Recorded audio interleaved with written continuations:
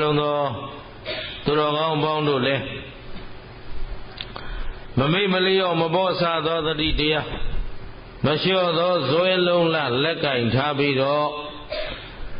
ဒီဘဝဒီခန္ဓာမစွန့်ခင်မှာကိုယ်ဒုက္ခကိုလက်စသိမ့်နိုင်အောင်ကြိုးစားကြပါလို့ရှေးဥစွာလေးစားစွာနဲ့တိုက်တွန်းပါတယ်နော်ကဲအားလုံးဘုသူဒုက္ခဘုသူလက်စသိမ့်အောင်ကဲမနစ်ကလည်းအတော်ပြောခဲ့ပါပြီအဲတော့မနစ်ကဏိဒန်းပေါ့လေအမိုက်ရှင်းရင်နဲ့ပြိုကျဲဖို့ဒီနေ့မိုးတော့ရွာနေပြီနော်ပြိုကျဲလိုက်ကြရင်မကောင်းဘူးလားကျဲတယ်မကျဲတယ်ဘလောက်ညက်ပလဲစမ်းကြည့်ရမှာမနော်ခုညောင်ဦးမြို့မှာဟောခဲ့တဲ့ဓမ္မတရားကွေတွေကတော့တနိုင်ငံလုံးကိုအနတ်ကုသိုလ်အကုသိုလ်နဲ့တကွလူမိုက်လူလိမ္မာလူပိသားရေးဆိုတာတွေတနိုင်ငံလုံးခရီးဆန့်သွားပြီအဲတော့အမြင့်အရင်ကံဖြစ်တဲ့ညောင်ဦးကလူတွေဘယ်လောက်သိရသလဲဒါစမ်းကြည့်အောင်မယ်နော်အဲတော့လူဘဝဟာတန်ဖိုးရှိသလားလူတိုင်းတန်ဖိုးရှိလားဟောလောက်ပြန်ပြီဟမ်နော်ဒီဘုန်းကြီးနဲ့တွေ့ရင်တော့ပြဿနာပဲဟုတ်လားဟိုမှာမိုးရတဲ့ထိုင်ဆောင်နေရတဲ့လူတွေအာနာပါတယ်ဗျာအဲတော့ပြောပါမယ်ကဲတန်ဖိုးကိုဘာနဲ့တိုင်းမလဲလို့နာဦးပြီးသားတွေရှိပါတယ်နော်ဒီထောက်လိုင်းကြီးကဂွေတွေအများနဲ့ယူနေတာဟုတ်စားဟမ်လားသိရင်ပြောလိုက်ပါလေအသုံးချကြည့်မှအသုံးချမှဘာဖြစ်လဲအသုံးချမကြသိမယ်အားလုံးအသုံးချမှအသုံးချမှဘာဖြစ်လဲတန်ဖိုးရှိတယ်လူဘဝရောက်လာပြီလူဖြစ်လာတာတော့ဟုတ်ပြီပခုံးနှစ်ဖက်ကြားခေါင်းပေါက်ကြတာချင်းအတူတူပဲသို့တော့လူပိသတဲ့လူပိသအောင်လုပ်နိုင်တဲ့လူမှဘာဖြစ်လဲတန်ဖိုးရှိတယ်လူပိသအောင်မလုပ်နိုင်ရင်လူတလိษံပေါ့ဘာဖြစ်တယ်ကဲလူဘဝရဲ့တန်ဖိုးတွေမနစ်ကပြောခဲ့ပြီလူပိသဖို့အတွက်လူဘဝတန်ဖိုးရှိတာဘာတွေကြောင့်တန်ဖိုးရှိတာဒါနာပြန်ပြောပါအဲ့တော့ဒီသုံးပါးဟာလူဘုံကလွဲပြီးတော့တခြားသောငရဲဘုံတိရစ္ဆာန်ပြိတ္တာသူတကွယ်နဲ့တကွနတ်ပြည်ဗြဟ္မပြည်မှာလှုပ်လို့မရတော့ဒါလူဘဝရဲ့တန်ဖိုးတွေပဲအဲ့တော့ကိုယ်ဘဝကိုအသုံးချပြီးဒါနလုပ်နိုင်ရမယ်ဘာလုပ်နိုင်ရမလဲဒါနဆိုတာရှိတဲ့လူတွေပေးရမှာလားမရှိတဲ့လူပေးရမှာလားစားနိုင်တဲ့လူကျွေးရမှာလားမစားနိုင်တဲ့လူကျွေးရမှာအဲ့တော့စစ်မှန်တဲ့ဒါနအခုသာသနာမှာလဲသာသနာဗန္ဒခုတရားတရားရှိသလောက်လူကြတန်းကြတာတွေမရှိဘူးလားဒါပေမဲ့ကိုလူလိုက်တာတကယ်သာသနာအတွက်အသုံးကျသလားဒါတော့သိဖို့လိုပါတယ်အခုအလွယ်ဆုံးဥပမာပြောရရင်သာမညရွှေဘော်ကျွန်းကုန်းလုံးဟဟလားအစရှိတဲ့တကိုးကြီးပုဂ္ဂိုလ်ကြီးတွေတွားပြီးလူကြတန်းကြအမှပေါ်လိုက်တာဟုတ်ပြီကျောင်းကြီးတွေသူဦးဇင်းတို့ကုန်းလုံးမှာတရားဟောပြီးပြန်လာတော့တရားဟောတော့ဆရာတော်ကြီးတွေနဲ့ဆွေးနွေးတယ်ဘယ်နှပါးရှိတော့၄ပါးအဆောင်တွေအများကြီးပဲအဲ့တော့ရှင်ပြတာပရိယလားပရိပါလားရလည်းမပါသေးဘူးပတ်လည်းမပါသေးဘူးတို့၄ပါးဒီအဆောင်တွေလိုက်စောင့်ရှောက်နေရတာနဲ့ကိုဒီနေ့တလရဲ့မီတာခတောင်ငါတို့အခုမဆောင်နိုင်ဘူးတဲ့ဘယ်လိုလုပ်အောင်မသိဘူးဘယ်လိုလုပ်မလဲပရိယလည်းမပါဘူးပရိပါလည်းမပါဘူးရမ်းလှူကြတော့သာသနာဗန္ဒာတွေအလွဲသုံးစားဖြစ်သွားတယ်ရွှေဘော်ကျွန်းအမွေလူပြီးပြဿနာဖြစ်နေတာနဲ့ဒုက္ခရောက်ရှင်းလားဗျာဆရာတော်ကြီးပြန်တော်မူကြတဲ့အမှုရှင်းနေရတာမပြီးသေးဘူးခုတည်းရှင်းတယ်နော်အဲ့ဒါခင်ဗျားတို့လှူတတ်လို့လားမလှူတတ်လို့လားစစ်မှန်တဲ့ဒါနမဖြစ်တဲ့အတွက်အသုံး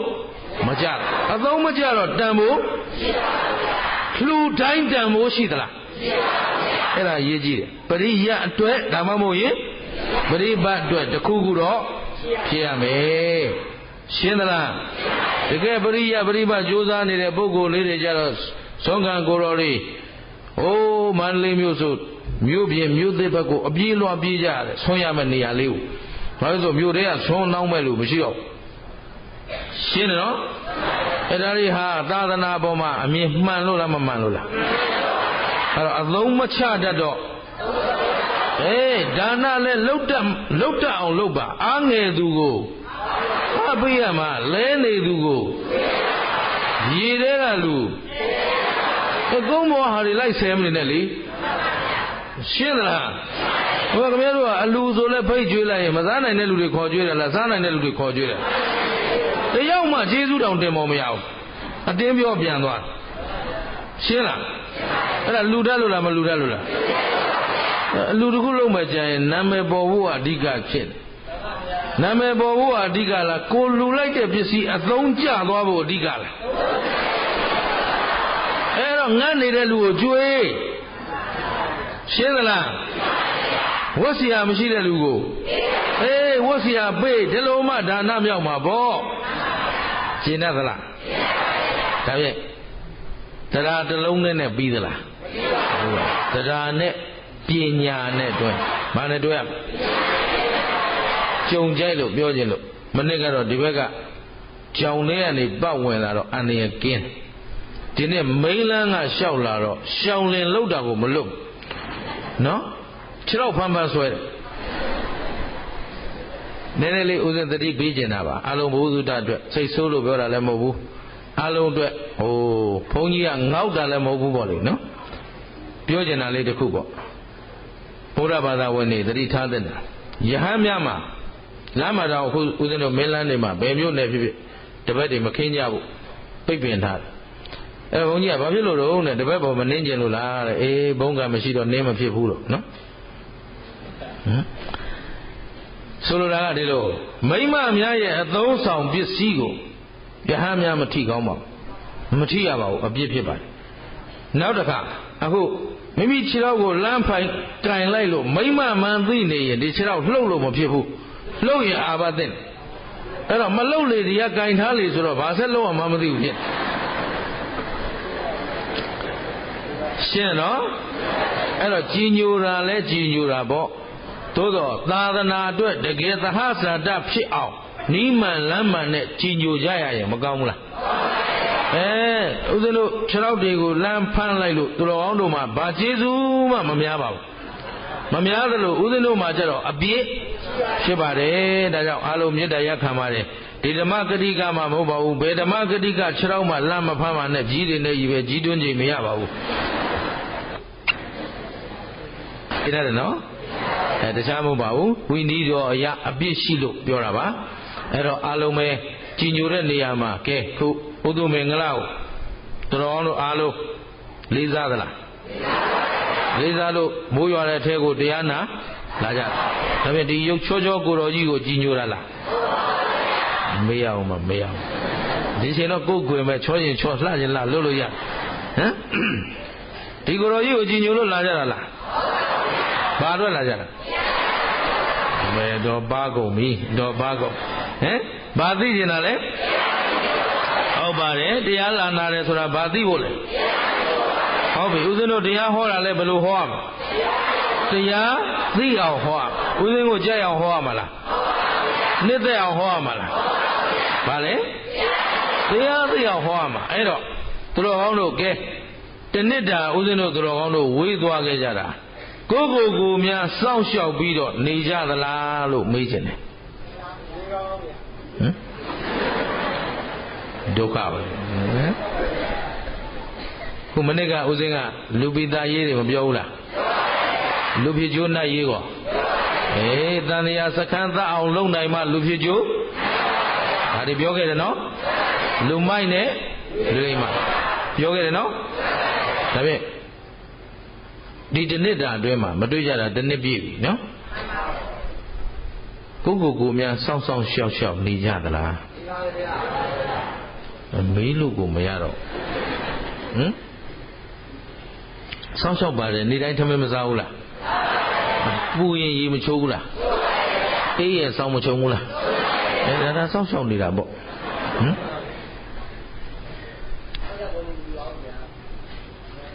အဲ့တော့အတ္တရခိတကိုစောင့်ရှောက်ပုံစောင့်ရှောက်နီးလေးဒီနေ့ပြောမယ်အဆင်ပြေလား ဘာပြောမှလဲကိုစောင့်ရှောက်ပုံစောင့်ရှောက်နည်းပြောပါမယ်အဲ့တော့ဦးဇင်းတို့ဘုရားရှင်ကိုယ်တော်မြတ်ကြီးရှိတဲ့ကာလသာဝတိပြည်ဇေတဝန်ကျောင်းတော်မှာသတင်းသုံးပြီးနေတော့တရက်ကြတော့ဘုရားရှင်ကိုယ်တော်မြတ်ကြီးရှိရာကိုပသိနရီကောသလမင်းကြီးကြွလာဘယ်သူလားလဲကောသလမင်းကြီးနဲ့ဘုရားအပြန်အလှန်တန်ရောစဉ်ရှိကြတာလဲတော်ကောင်းတို့တော်ကြားဘူးပြီးဖြစ်ပါလိမ့်မယ်ဘုရားနဲ့ကောသလမင်းဟာအသက်တူရွယ်တူအသက်ကလည်းအတူတူပဲအရွယ်လည်းအတူတူပဲအမျိုးအနွယ်ချင်းလည်းအတူတူပဲဂုံပုတ်ချင်းလည်းအတူတူပဲဘယ်လိုတူတာတော့ဆိုတော့ဘုရားကလည်းမင်းမျိုးကောသလမင်းကလည်းမင်းမျိုးဟုတ်ပြီနော်အဲ့ဒါလို့တူတယ်အဲ့တော့ဘုရားရှိခိုးတော်မြတ်ကြီးကလည်းလောကရဲ့ရှေ့ဆောင်ကောသလမင်းကြီးကလည်းတိုင်းပြည်ရဲ့ရှေ့ဆောင်ဆိုတော့ကောသလမင်းကြီးကဘုရားအပေါ်မှာသိတ်တန်ရောစင်ကြီးတယ်သိပ်ပြီးတော့လည်းကြီးညိုတယ်မင်းစည်းစိမ်တွေကိုသူအပြည့်အဝခံစားနေတဲ့အချိန်သူနဲ့သက်တူရွယ်တူပုဂ္ဂိုလ်ကြီးကဘုရားအဖြစ်နဲ့ယဟန်ကြီးအဖြစ်နဲ့လောကအကျိုးကိုဆောင်ရွက်နေတာသိရလို့သိပ်ပြီးတော့ဝမ်းသာတယ်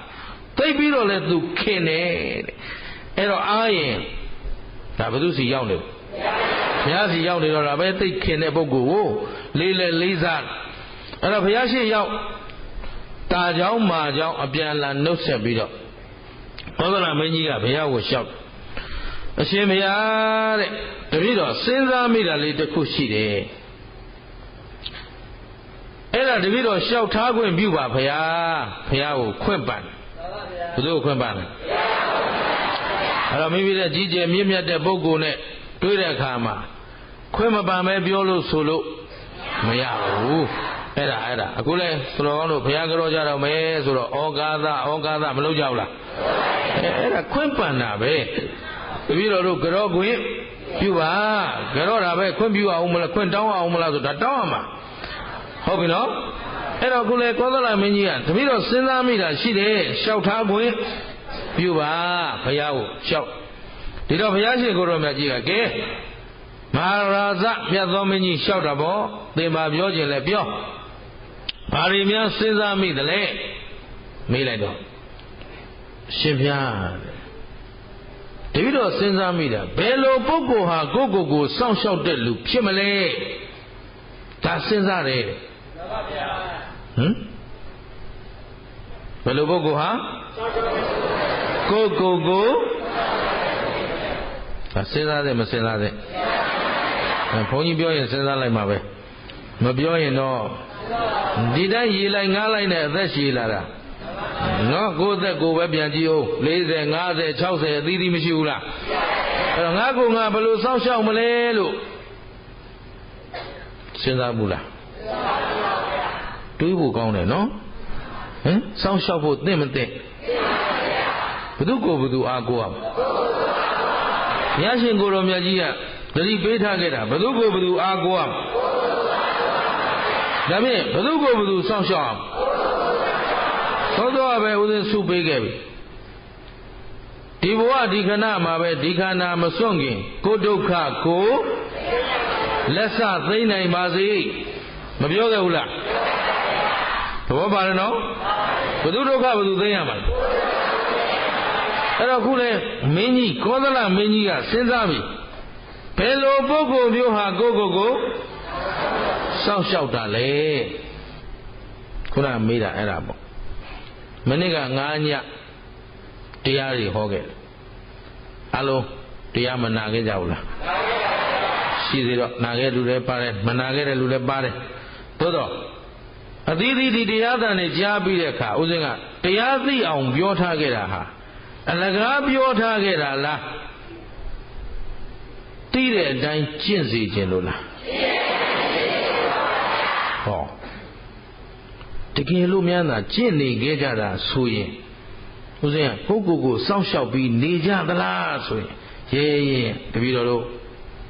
စောင့်ရှောက်နေကြပါတယ်ဖေဟာဒါဆိုရင်ဆက်မေးတော့မှဥဒုမင်္ဂလာဒီနားနဲ့ရပ်ထားမှာမဟုတ်ဘူးဘယ်လိုများစောင့်ရှောက်နေကြသတို့ဆိုတော့ ရှင်ဘုရားပြောဟောဆုံးမထားတဲ့အတိုင်းတပည့်တော်တို့အာကုသို့မဖြစ်အောင်ဘာလုပ်နေလဲဒါပြင်ကိုဟိုးလိုက်တို့ပြည်တောင်းနေပါလေမခိုးတော့ဘူးထင်တယ်ဟမ်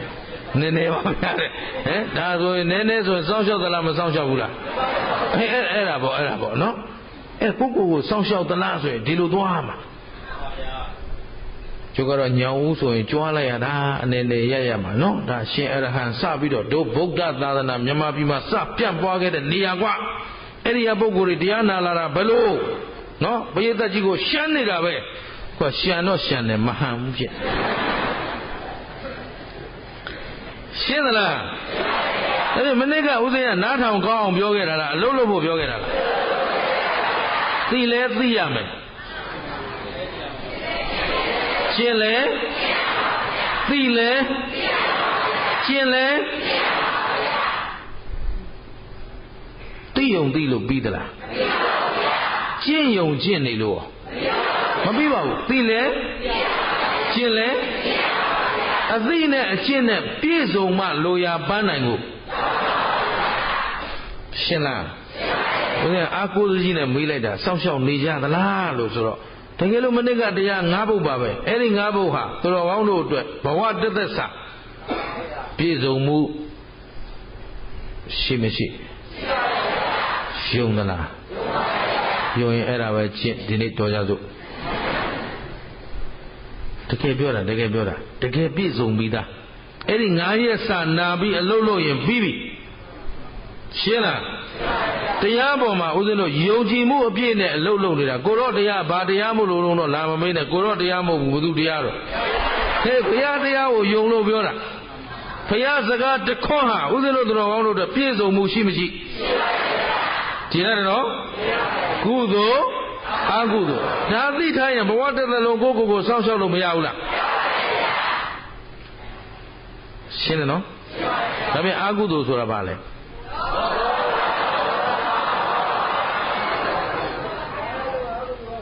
ညင်တော့မပြောက်သေးဘူးနော်တပြည်လုံးလိုက်တပြည်လုံးဒီညင်မပြောက်သေးဘူးလောဘဒေါသမောဟအထိတော့အကုန်အော်လိုက်တာပဲနောက်ကဟာကျတော့ခပ်ပြော့ပြော့ဖြစ်သွားဟမ်မကြိုက်ဘူးနော်အဲ့ဒါတွေမကြိုက်ဘူးလောဘဒေါသမောဟပါတဲ့အလုပ်ဟာလောဘဒေါသမောဟမပါတဲ့အလုပ်ဆိုရင်ဒါဖြင့်ဘဝတသက်တာမှာဒီရရှိတို့လောဘဒေါသမောဟပါတဲ့အလုပ်လုပ်မလားမပါတဲ့အလုပ်လုပ်မလားအရေးကြီးတယ်နော်လူပိသအောင်ကြိုးစားရမယ်ဘာဖြစ်လဲလူပိသအောင်လူဘဝရောက်ပြီးတော့မှလူမပိသဘူးဆိုရင်ဒီပုဂ္ဂိုလ်လူဖြစ်ပြီလို့ပြောလို့ကိုယ့်ကိုပြန်မေးပါနော်ငါလူဖြစ်ပလားရှင်းသလားခုခင်ဗျားတို့ဘာဘာသာကိုးဝယ်တာဘုရားဘာသာဆိုတာဘာခေါ်တာလဲဘုရားရဲ့အဆုံးအမကိုလိုက်နာကျင့်သုံးသူကိုဘာခေါ်လဲအားလုံးဗျာကျေးဇူးပြုပြီးတစ်ခေါက်လောက်ပြောကြည့်အောင်ဘုရားရဲ့အဆုံးအမကိုလိုက်နာကျင့်သုံးသူကိုဒါဖြင့်ဘုရားတို့ဗုဒ္ဓဘာသာဖြစ်ပလားပျော့သွားပြီဘု து ကိုဘု து မေးရမှာဘုန်းကြီးရှိလာပြီးတော့ဒီလိုဗုဒ္ဓဘာသာအစ်စ်ဖြစ်ပြီးဖျားလာမပြောနဲ့မသိချင်ဘူးဘု து သကောင်ဆင်းရဲမှမကောက်ဘူးဘု து အကြောင်းဘု து သိရဦးဇင်းကခင်ဗျားတို့အကြောင်းသိချင်လို့မေးနေတာလားကိုမေးတာအောင်သင်ပေးနေတာလားအဲ့ဒါမှတ်ထားပါဘာဆင်းရဲမှလာမတင်နဲ့မသိချင်ဘူးရှင်းတယ်နော်ခင်ဗျားတို့ဘာဖြစ်နေ9ရက်နေရင်တတ်တာပဲနောက်တစ်မျိုးသွားမယ်ကြည်ရတယ်နော်ဘု து လို့ရမှာဦးဇင်းကရောက်ခိုက်မှာသူတော်ကောင်းတို့ကိုတကယ်သိတိုက်သိအပ်တဲ့တရားတွေသိအောင်ပြောပေးရမှာကဦးဇင်းရဲ့ဒါဝန်သိပြီးတော့ဘာလုပ်ရမလဲဘု து တာဝန်ဆရာတာဝန်နဲ့တက္ကတာဝန်ဒါကိုယ့်ဘက်ကိုတာဝန်ရှင်းရရှင်းသလားတာဝန်ရှင်းအောင်လုပ်နိုင်မှဒါတန်ဖိုးရှိတဲ့ပုဂ္ဂိုလ် ရှင်းသလားတာဝန်သိတဲ့လူမှာဘာဖြစ်လဲကျေးဇူးသိမှကျေးဇူးရှိတာကျေးဇူးသိမှဆက်ပြောတန်ဖိုးသိမှလူဘဝဟာတန်ဖိုးရှိသလားရှိပါဘူးအသုံးချတဲ့ပုဂ္ဂိုလ်ဘာဖြစ်လဲတန်ဖိုးရှိတယ်အသုံးမချတဲ့လူဒီတော့လူတိုင်းတန်ဖိုးရှိသလားလို့မေးရင်ဒါမို့လူဘဝဟာတန်ဖိုးရှိသလားလို့မေးရင်ဘယ်လိုဖြစ်မလဲအသုံးချတဲ့လူအသုံးချတဲ့လူကိုဘဝကိုမှအသုံးမချရင်တန်ဖိုးရှင်းသလားဒါဖြင့်အခုကောသလမင်းကြီးစဉ်းစားတဲ့စဉ်းစားချက်ဟာစဉ်းစားတဲ့မစဉ်းစားတဲ့တကယ်ဆိုရင်ခုမှသိရင်နောက်တောင်ကြကိုဘယ်လိုစောင့်ရှောက်မလဲတဲ့ဘယ်သူကစဉ်းစားတာလဲကောသလမင်းတပည့်တော်စဉ်းစားမိတယ်ဗျာတဲ့ဘယ်လိုပုဂ္ဂိုလ်မျိုးဟာကိုစောင့်ရှောက်တဲ့လူမြည်မလဲတပည့်တော်အဲ့ဒါလေးစဉ်းစားမိတယ်တဲ့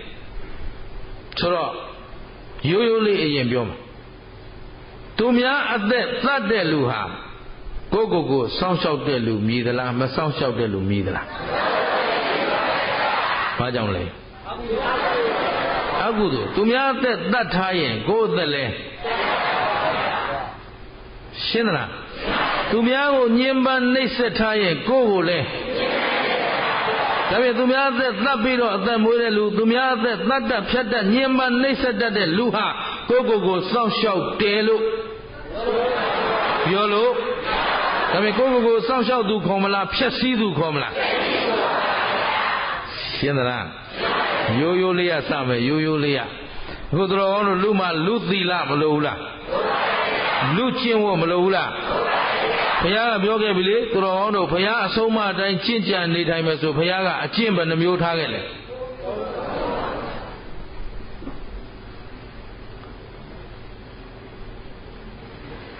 ဘယ်နှမျိုးထားခဲ့လဲ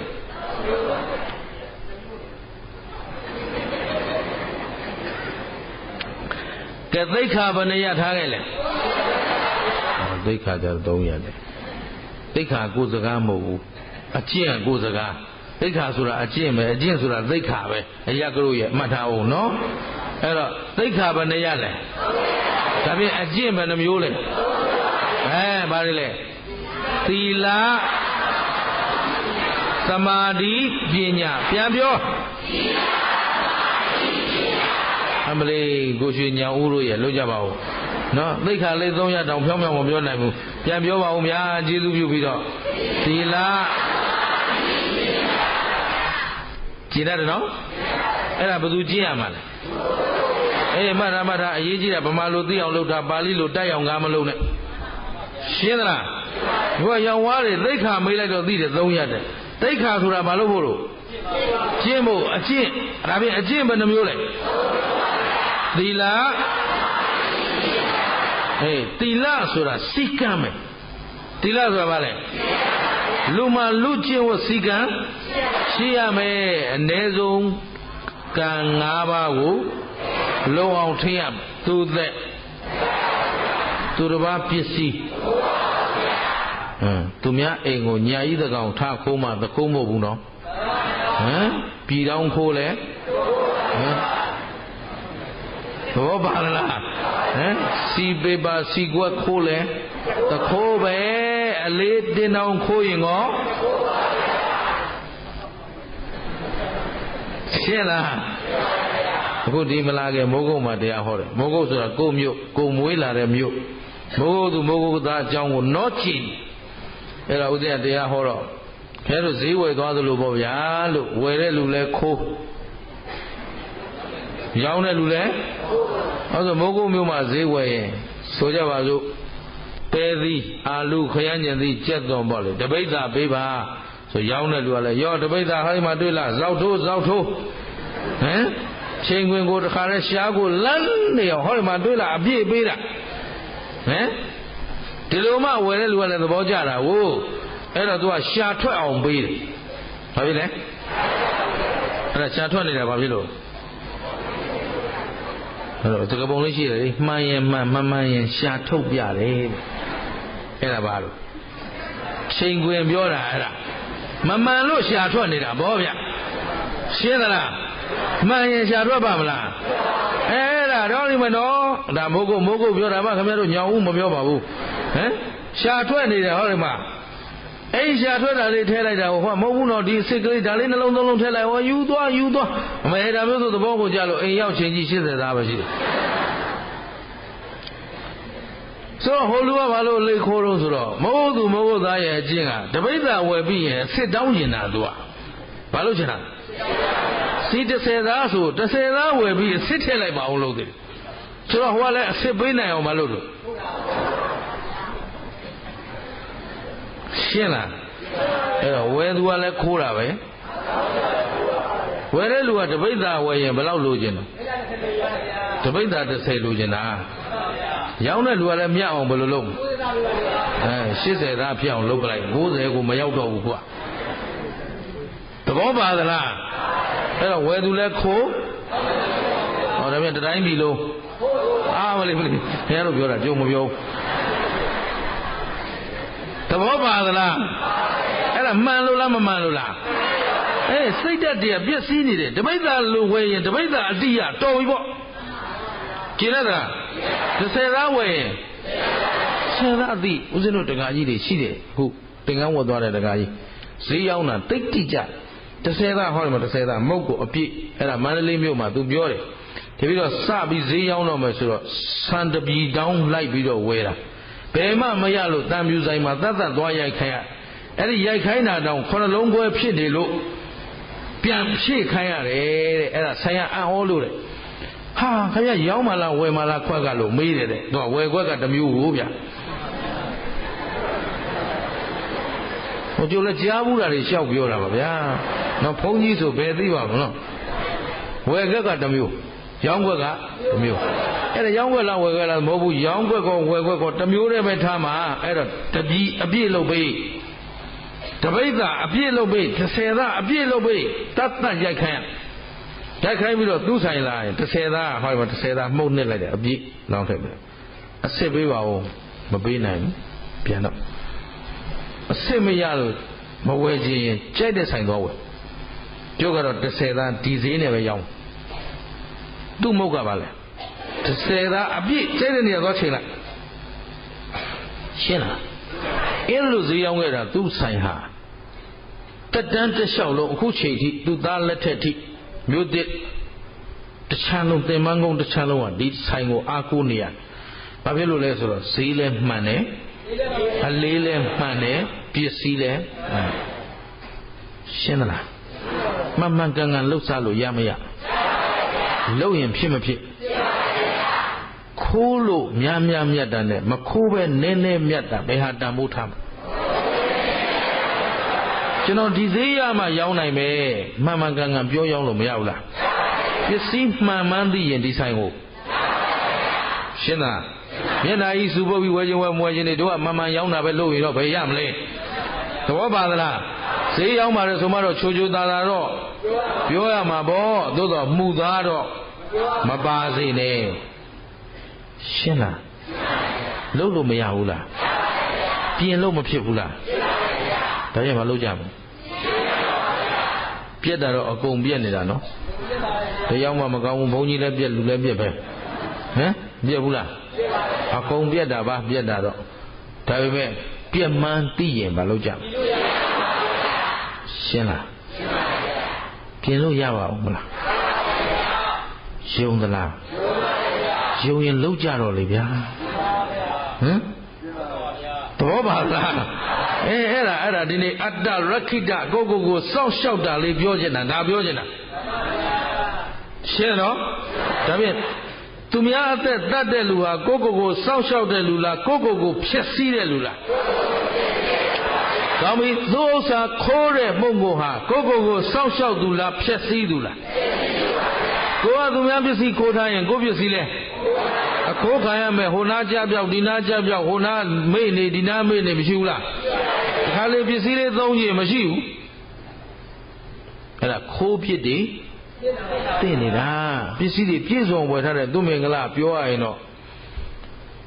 လူဘဝတုန်းကလည်းမိုးကုတ်မြို့မှာအလူသွားမင်္ဂလာဆောင်သွားဖဏတ်ရှိဆုံးကပျောက်တာကိုပဲဘာလုပ်ခဲ့လို့ကိုကခိုးခဲ့တော့ကိုပစ္စည်းလဲအခုခံအခုယဟန်ဘုရားတော့သွားရင်လာရင်အားလုံး ready လုပ်ထားတယ်အကုန်ပြည့်စုံအောင်လုပ်ထားလိုတာမရှိစေနဲ့ကိုယ်တိုင်သွားတော့လည်းအခုတော့ညီတော်မောင်တွေလိုက်ပြုစုနေကြတယ်သူတို့ကိုကြီးမြန်သေးတော့ခေါ်သွားမှစိုးလို့နော်အခုတရားဘောတွေကဆက်နေတော့ကျမ်းမာရေးကနည်းနည်းပေါက်လာပြီသိတော့မကြဘူးထင်တယ်အဲ့တော့ညီတော်မောင်တွေဝိုင်းပြီးတော့လိုက်ပြီးစောင့်ရှောက်ပေးနေကြတယ်အဲ့ဒါလောက်ခိုင်းထားတယ်မင်းတို့ ready လုပ်ထားဒါပါဇက်ကပြောရတယ်ကိုယ်တိုင်သွားတော့လည်းကိုယ်တိုင် ready လုပ်ထားတာဒါပေမဲ့သုံးကျင်ရင်မရှိဘူးဖျောက်ဘာလေးယူခဲ့စမ်းဆိုရင်မရှိဘူးအဲ့ဒါဘာဖြစ်လို့သူမင်္ဂလာတခိုးမိနေတာအခုမှအဲ့တော့ကျုပ်လို့မဖြစ်ချင်မခိုးကြနဲ့ရှင်းလားစဉ်းစားမိတယ်ဦးဇင်းဝယ်ထားတာဟုတ်တယ်တပည့်တော်တို့ဘယ်တော့ဝယ်ထားအခုသွားယူကြည့်တာမရှိဘူးဖြစ်သလိုကြည့်လို့အဲ့ဒါဘာဖြစ်လို့လဲဆိုတော့ဒါနေစမ်းပါကွာငါမပြောချင်ဘူးရှင်းလွန်းလို့ဟမ်ရှင်းသလားအကြောင်းမကောင်းတော့ဘာဖြစ်လဲအကျိုးမကောင်းဘူးညီတော်မောင်တွေလည်းပြည့်စုံအောင်ကုန်သူတို့ဝိုင်းလိုက်လုံးပန်းကြတာပဲဒါပေမဲ့သူမင်္ဂလာကံကြီးကသိပြီးတော့ကြီးမားနေတော့ဟဲ့အောင်လေးဘာယူခဲ့သားနေအောင်ဖျားချက်ချင်းရှာလို့ကိုမရဘူးဟမ်ဘာဖြစ်လို့သိပြီးတော့ကြီးမားနေတော့ဟဲ့အောင်လေးဘာယူခဲ့သားနေအောင်ဖျားချက်ချင်းရှာလို့ကိုမရဘူးဟမ်ဘာဖြစ်လို့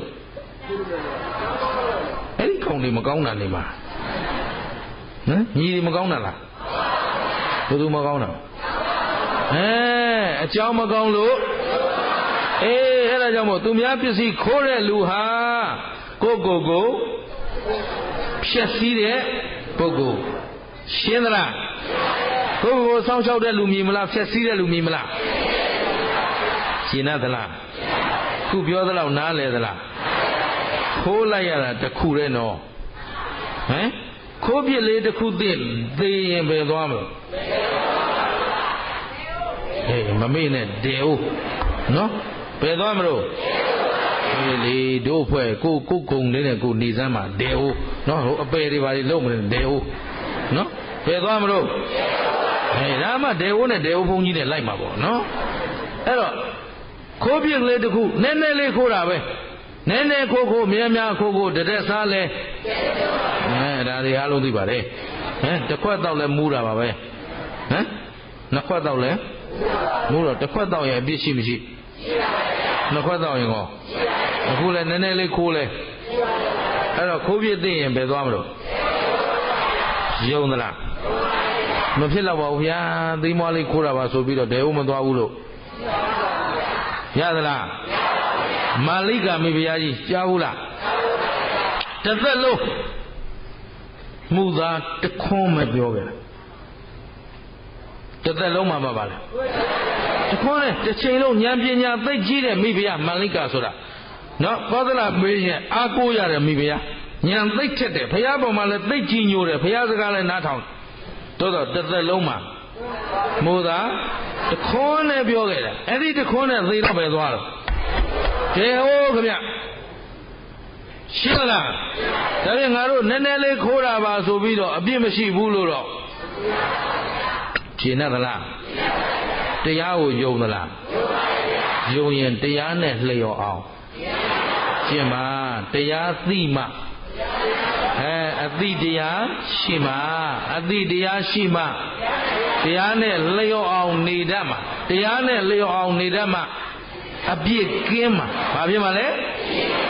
အပြစ်ကင်းမှချမ်းသာရမယ်ရှင်းသလားအကြောင်းကျိုးခိုင်လုံမှုမရှိဘူးလားအဲ့တော့အခုသူတော်ကောင်းတို့ဗာသိအောင်ကြိုးစားနေတ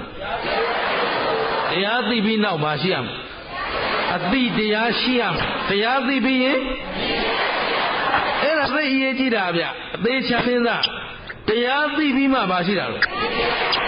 အသိတရားရှိမှဒါလှုပ်တဲ့အလုပ်မလှုပ်တဲ့အလုပ်ဒါကတော့ပြောတဲ့စကားမပြောတဲ့စကားဒီလိုသိမှာပေါ့အသိတရားရှိတယ်ဆိုတာအဲ့ဒါပြောဒီနဲ့သလားတို့ဘွယ်ထူးဂုံထူးတွေရပါတယ်ပညာတွေတတ်တယ်ဒါပေမဲ့ပေါင်းသင်းဆက်ဆံရေးလည်းမတတ်လူပတ်ဝန်းကျင်နဲ့လည်းအဆင်မပြေစီးပွားရေးလည်းမရှာတတ်သူရထားတဲ့ဘွဲရဘာတော့ဆိုတော့ဓာတ်ပုံချိတ်ထားတာပဲရှိတယ်လည်းမရှာတတ်သူရထားတဲ့ဘွဲရဘာတော့ဆိုတော့ဓာတ်ပုံချိတ်ထားတာပဲရှိတယ်ဘာသုံးမရ အဲ့ဒါသိတော့သိတယ်မသုံးတတ်ဘူးဖြစ်ရှင်းလားတကယ် University ပညာဆိုတာက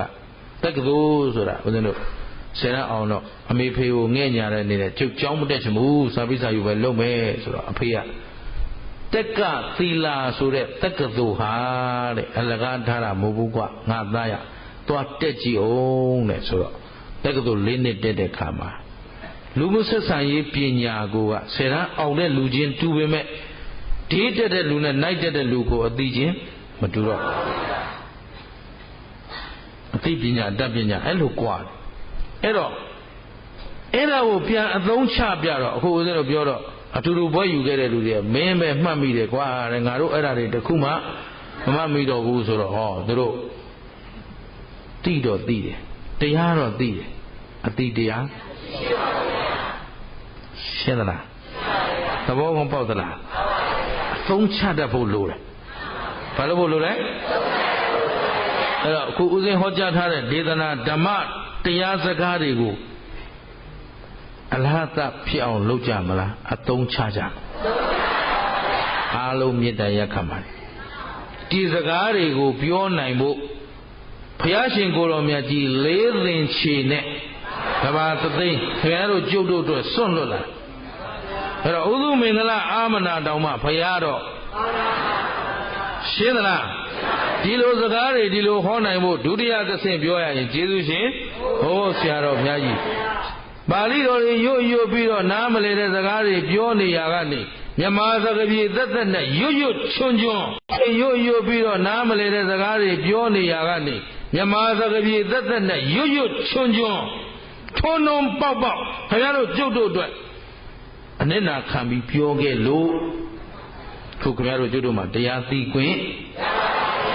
ရှင်းသလားအဲ့ဒါတရားသိခွင့်ရမှအသိတရားရှိမှဒီကျေးဇူးရှင်တွေရဲ့မျက်နှာကိုထောက်ပါဦးတရားတခွန်းကိုဦးဇင်းတို့အလကားမပြောခြင်းဘူးရှင်းသလားအချီးနီးအဖြစ်မခံနိုင်တရားကိုယုံသလားယုံရင်သိတဲ့အတိုင်းပါလို့ရှင်းပါတရားသိရင်အသိတရားရှိရမယ်ဒါလေးမှတ်ထားရှင်းသလားအဲ့တော့ခုပြောနေတဲ့ကံ၅ပါးကိုပဲပေါ့ပေါ့လေးမမှတ်ပါနဲ့သူများသက်သက်တစ်ခါပဲသက်သက်နှစ်ခါပဲသက်သက်အပြစ်ဖြစ်မဖြစ်ဖြစ်ရင်အဲ့ဒီအပြစ်အကျိုးကခံရမှာလားမခံရဘူးလားအဲ့တော့တယောက်ပဲသက်သက်တစ်ကောင်ပဲသက်သက်သိရင်ပဲသွားမှာသိပြီးနောက်လွတ်လာရင်ဖြစ်ရဘဝမှာအသက်တိုးရမှာတချို့မွေးမွေးချင်းသိတာတို့ဟင်မရှိဘူးလားတချို့အရွယ်မတိုင်ခင်ယောဂဗျများနေတာတို့ဟင်မရှိဘူးလားအဲ့ဒါသူများအသက်တတ်ခဲ့ညင်မနှိမ့်ဆက်ခဲ့တဲ့တတ္တိတွေကြောင့်မို့လို့ထိတ်ကနေရှိမိုးရွာနာစီးပြီးချောင်းဆိုးပြီးဟင်အရွယ်မှမတန်သေးဘူးသွေးတိုးတဲ့စီးချိုတဲ့ကြောက်ကတ်တဲ့မရှိဘူးလားအဲ့ဒါတွေဘာဖြစ်လို့ဆိုသူများအသက်တတ်ခဲ့လို့ညင်မနှိမ့်ဆက်ခဲ့တဲ့တတ္တိတွေပေါ့မမှန်နဲ့အကြောင်းကောင်းမှအကြောင်းစင်ကြယ်မှယုံသလားယုံရင်ယုံတဲ့အတိုင်းကဲဒီတော့ရိုးလေးသူများသက်သသူဟာကိုယ့်ကိုယ်ကိုစောင့်ရှောက်သူလားဖျက်ဆီးသူလားသူဥစ္စာခိုးတဲ့လူဟာကိုယ့်ကိုယ်ကိုစောင့်ရှောက်သူလားဖျက်ဆီးသူလားသူများသားမယားစော်ကားတဲ့လူဟာဖျက်ဆီးသူလားစောင့်ရှောက်သူလားဟုတ်ပြီမူသားပြောတဲ့လူဟာစောင့်ရှောက်သူလားဖျက်ဆီးသူလားမူသားပြောတဲ့သလားသူကမာလိကာမိဘုရားကြီးဘယ်နှခွန်းပြောတခွန်းနဲ့ကောသလမင်းကြီးကိုတစ်ကြိမ်ပဲလိမ်မှုတဲ့အဲ့ဒါအသတိတဒါနနဲ့ဘုရားစကားယုံဒါနသီလတွေသူများစွာလုပ်ခဲ့ပေမဲ့ဒီအပြစ်ကြောင့်ပဲသွားတယ်အဲ့တော့အကုသိုလ်နည်းနည်းလေးပဲဆိုပြီးတော့ပေါ့နေလို့တော့ဒါမှမနစ်ကပြောခဲ့ပြီမကောင်းမှုမှန်သမျှမလုံးချနဲ့မကောင်းမှုမှန်သမျှနည်းနည်းလေးမှကိုမလုံးပါနဲ့လုံးရင်အပြစ်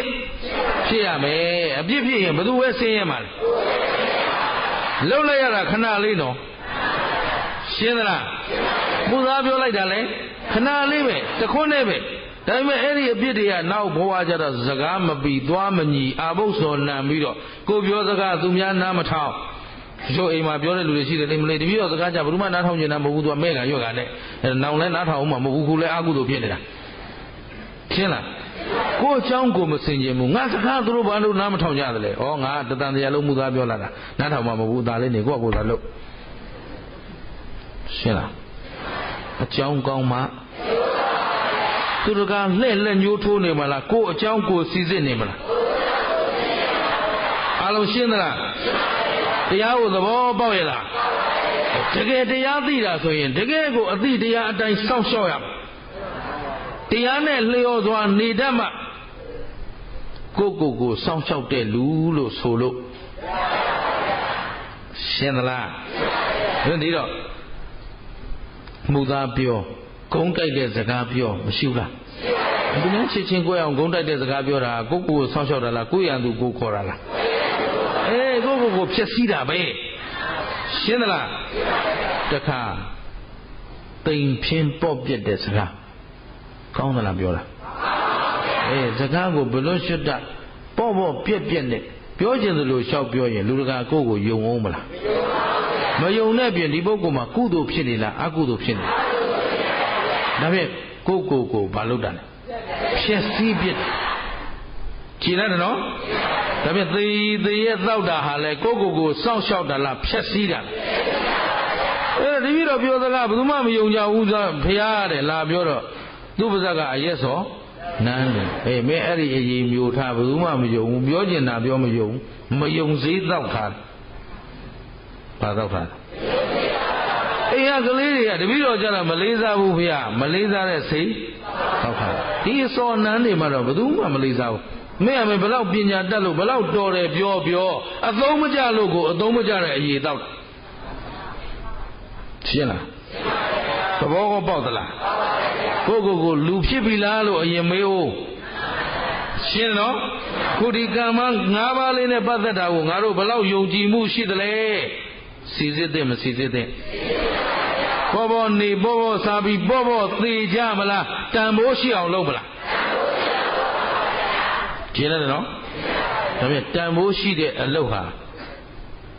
အရေးချင်းရှိတဲ့လူတွေလုပ်တာလားအရေးချင်းမရှိတဲ့လူလုပ်တာအစွမ်းမရှိတဲ့လူလုပ်တာလားအစွမ်းရှိတဲ့လူလုပ်တာဒါပြန်လူစွမ်းကောင်းဖြစ်ချင်ရင်တန်ဖိုးရှိအောင်နေရတန်ဖိုးရှိတဲ့အလုပ်ကိုကြည်ရသလားအကုသိုလ်လုပ်ရတာနဲ့ကုသိုလ်လုပ်ရတာဘယ်ဟာလွယ်တယ်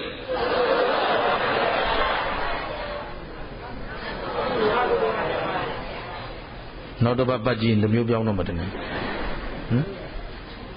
ကုသိုလ်လုပ်ရနဲ့အကုသိုလ်လုပ်ရဘယ်ဟာလွယ်လဲစိတ်သေးကြတာဗောတက်ချူอ่ะခင်ဗျားတို့ကျုပ်တို့စိတ်ကိုကမကောင်းမှုမှာပြောနေတာပါပသမိတ်ရမတိမနောဆိုတဲ့စိတ်ဟာဘယ်မှာပြောတော့မကောင်းတဲ့နေရာပြောတာတရားနာရတာနဲ့ကိုရီးယားကဘယ်ကောင်းတော့အမှန်ပဲအဲ့ဒါသဘောပါလားရောက်ရရမှာကိုကျုပ်တရားပွဲချိန်ပြောင်းမလို့တော့စဉ်းစားတယ်နော်ဆိုတော့ဒီ8နာရီနဲ့9နာရီနဲ့8နာရီကြာလွတ်အောင်လုပ်ရရင်မကောင်းဘူးသဘောပါလားဟောဆိုကိုရီးယားမင်းသားမင်းသမီးနဲ့ကျုပ်နဲ့ပြိုင်နေရတာသိအဆင်မပြေဘူးကဲကိုယ်စိတ်ကိုကြည့်တယ်ကုသိုလ်မှပြောလားအကုသိုလ်မှပြောလားအဲ့ဒီအဖြေကိုအရင်တွေ့အောင်လုပ်ထားအောင်ကိုသူတော်ကောင်းဖြစ်ပြီလို့တော့မထင်လိုက်နဲ့အောင်ရှင်းသလားငါကတော်တော်ကောင်းပြီလို့ဆိုတဲ့ပုဂ္ဂိုလ်ကအဲ့ဒီလူကအဆိုးဆုံးပုဂ္ဂိုလ်ပဲငါလောက်ကောင်းတဲ့လူမရှိဘူးဆိုတဲ့လူတော့ဆိုးတာတော့ရှင်းသလားကိုသိပြီးတတ်ပြီလို့ခံယူတဲ့နေ့ဟာအသိပညာစိတ်သုံးတဲ့နေ့ရှင်းတယ်ဘယ်လိုသိပညာသုံးလဲအကျင့်ဒီကောင်းတယ်သိတယ်လားသိရင်ပြင်ရုံပဲပေါ့ရှင်းတယ်လားဘောဘောကလားဘုရားကနာနေရတာလူတွေမာတွေကလူမိုက်ဘာလဲကိုကောင်းမလားကောင်းတယ်လူမိုက်ပေါ့ရှင်းလားလူမာတွေကလူမိုက်တယ်ကိုယ်တို့လောဘကင်းမလားဒေါသဒေါမမကင်းကုသိုလ်တွေလုပ်နေတာအကုသိုလ်တွေလူမိုက်တယ် အားလုံးဒီမိုက်တွေဆိုတော့တရားတော်ကြည့်တော့လေအဲလိုခေါ်နေတာအဲလိုဒီမိုက်တွေအဲလိုမိုက်စေခြင်းလို့ခေါ်နေတာလားလိမ္မာစေခြင်းလို့ခေါ်နေတာလားဒါပေမဲ့ဟဲ့လူမိုက်တွေကြည့်သူတို့အကြောင်းကျိုးလေးပြောပြရင်အသံတိုးလာဟမ်သူတို့အကြောင်းကျိုးလေးပြောပြမှအသံကျဲလာတာမဟုတ်ရင်သူကလူမိုက်ဆိုတာဝန်မခံခြင်းဘူးဟမ်ရှင်းသလားတို့ဘာလို့ကြားမှာပြင်နိုင်တဲ့ပုဂ္ဂိုလ်မှတန်ဖိုးရှိတဲ့တော့ပါလားမပြင်မဲနဲ့ကောင်းတဲ့ပုဂ္ဂိုလ်မွေးကလေးကကောင်းလာတဲ့ပုဂ္ဂိုလ်အဲ့ဒါပဲဘုရားရှင်ကိုယ်တော်မြတ်ကြီးတော်မွေးချင်းဘုရားဖြစ်သလားကြည်ရသလားကဲပြီးတော့ဦးဇင်းတို့နည်းနည်းလေးအချိန်နည်းသွားလို့ရသလောက်ဆက်ပြောကြည့်မယ်နော်လူရင်းရအောင်ပြောကြည့်အောင်ခုကံ၅ပါးနဲ့ပြောပြီးပြီနော်အဲ့တော့သီလလုံအောင်ထိန်းတဲ့ပုဂ္ဂိုလ်ဟာကိုယ့်ကိုယ်စောင့်ရှောက်တဲ့ပုဂ္ဂိုလ်လားဖျက်ဆီးတဲ့ပုဂ္ဂိုလ်လားအဲ့တော့ငါတို့ဘာလုံအောင်ထိန်းကြမလဲအဲ့တော့ကုသိုလ်လုပ်ကြမလားအကုသိုလ်လုပ်ကြမလားကုသိုလ်လုပ်မယ်ဆိုလှုပ်တိုင်းသောကာယကံဝစီကံမနောကံတွေထဲမှာဘာမပါအောင်လုပ်မလဲလောဘဒေါသမောဟမပါအောင်လုပ်ရရှင်းသလားဒါဖြင့်သူတော်ကောင်းတို့ပစ္စည်းဥစ္စာစီးစိမ်ဥစ္စာတွေဆုပ်ယုပ်တာကြိုက်လားတိုးပွားတာကြိုက်ဘယ်လိုစောင့်ရှောက်မလဲ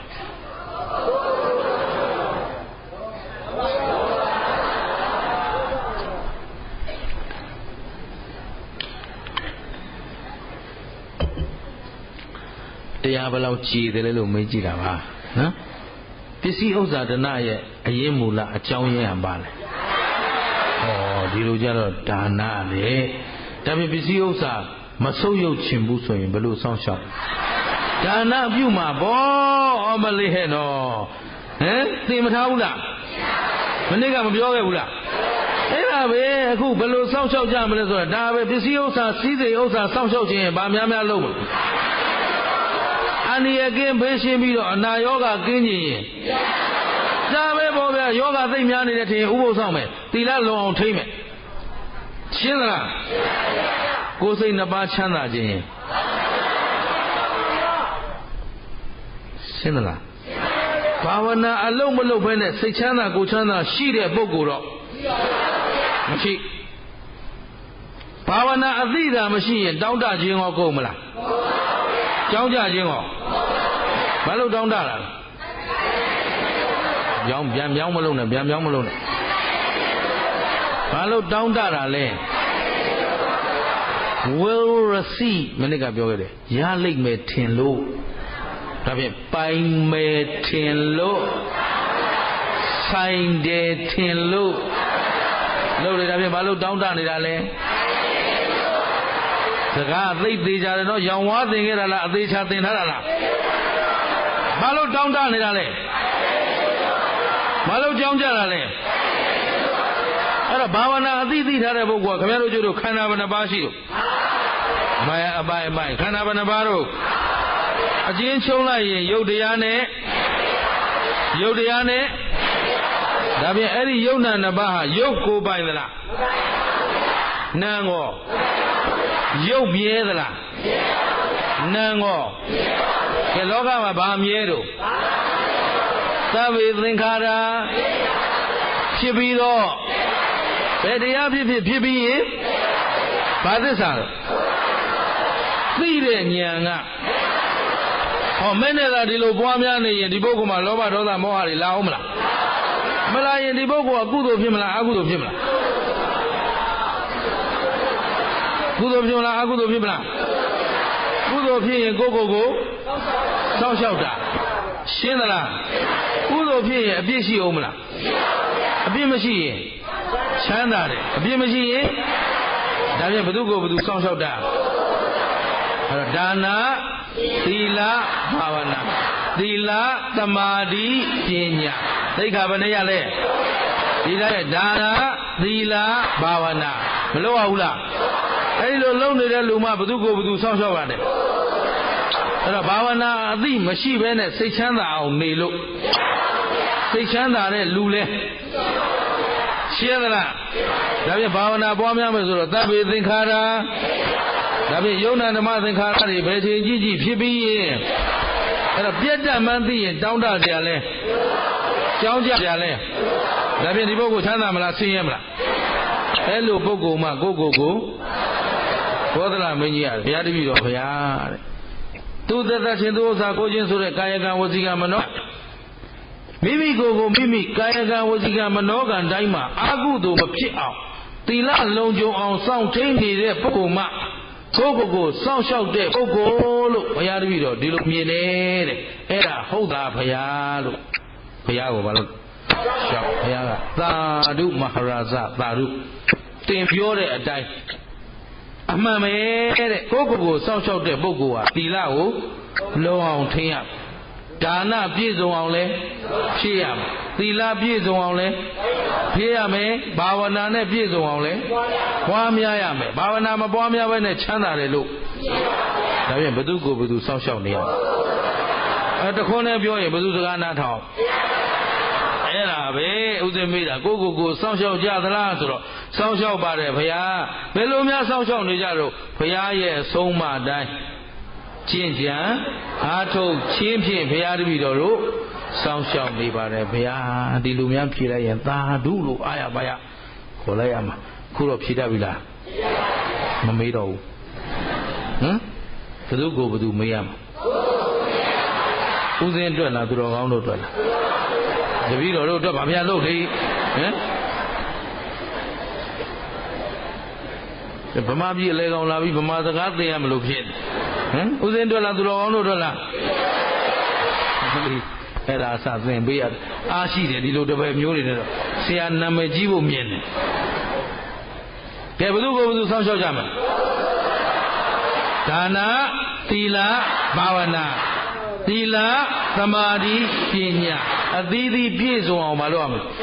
ချိန်သိရမယ်အဲ့ဒါဟာဘယ်သူကိုဘယ်သူစောင့်ရှောက်တာလဲရှင်းသလားဒီနေ့ပြောသလောက်အားလုံးသဘောပေါက်သလားဒါဖြင့်ဒီရရှိအမှုမဲ့မှမဲ့နေကြမလားကိုစောင့်ရှောက်နေမလားဒါဖြင့်ကိုစောင့်ရှောက်ရင်အပြည့်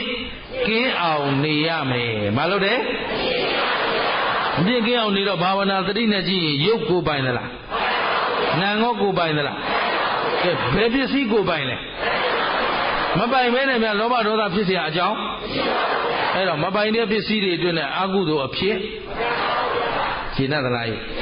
ဒါဖြင့်ရှိတာယုတ်တရားနဲ့ပေါင်းလိုက်တော့ခန္ဓာဘယ်နှပါးဘယ်ချိန်ကြည့်ကြည့်ဖြစ်ပြီးတော့ဘာသစ္စာသိတဲ့ဉာဏ်ကသိတာကနောက်ခန္ဓာမလာတာကသစ္စာဘယ်နှချက်ကဲဒီကဲသာလျင်တန်တရားဝတွင်းကလွတ်ကင်းနိုင်မှာဖြစ်တဲ့အတွက်မမေ့မလျော့မပေါ့ဆသောတတိတရားမလျှော့သောဇွဲလုံးလားလက်ကင်ထားပြီးတော့ကိုကောင်းစွာစောင့်ရှောက်တတ်တဲ့ပုဂ္ဂိုလ်များဖြစ်ကြပါစေ